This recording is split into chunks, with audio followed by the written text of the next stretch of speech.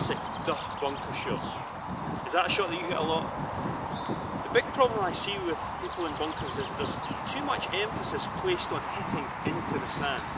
Yeah, we know that that's a real important part of playing a good bunker shot, but there's too much emphasis on putting the club into the sand.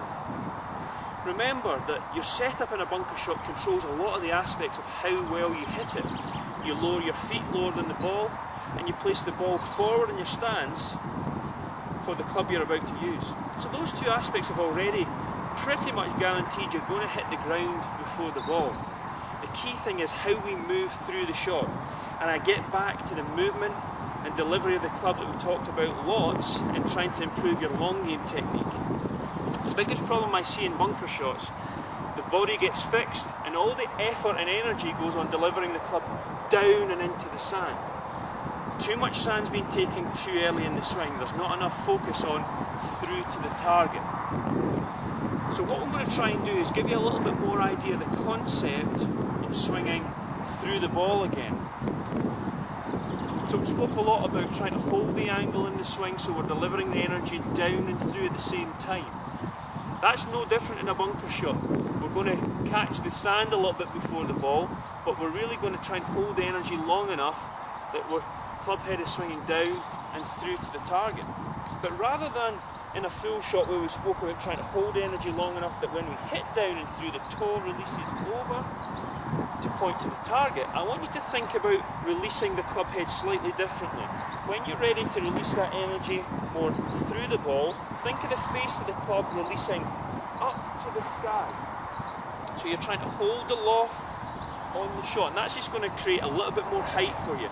The other good thing about releasing the club face in that way in a bunker shot is when you're releasing the face up, you're now encouraging the bounce or sole to be more effective through the sand. It's going to help the club go in and out the sand quicker.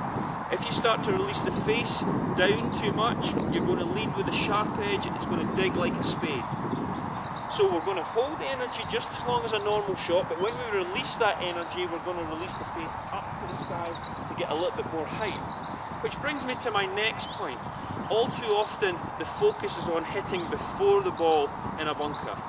So we're hitting 1, 2 or maybe even 3 inches of sand before the ball. And that's where the focus is, but generally people hit even further back than that. I want you to think about hitting beneath the ball. So focus on the ball and try and think of a point that you're going to slide the club underneath it. Of course the club will enter the sand first, so you'll get that early strike.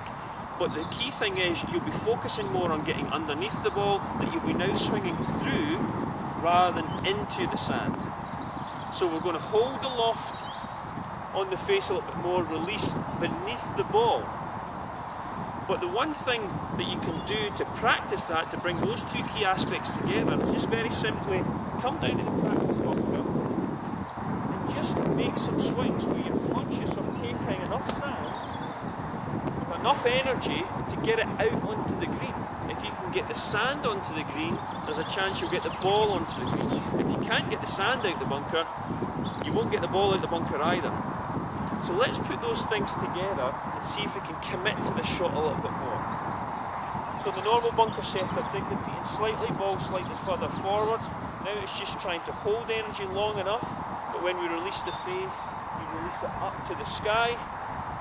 We hit beneath the ball and we try and put enough effort to get the sand out onto the green.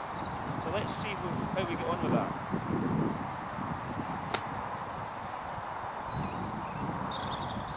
So lots of speed in the swing, lots of speed through the sand, enough loft on it to get it out over any of the high lips, and we got enough energy to get the ball onto the green with a nice safe result.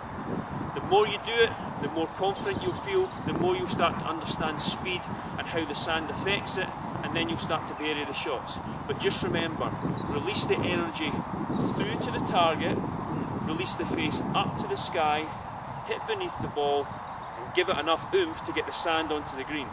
So give those points a go.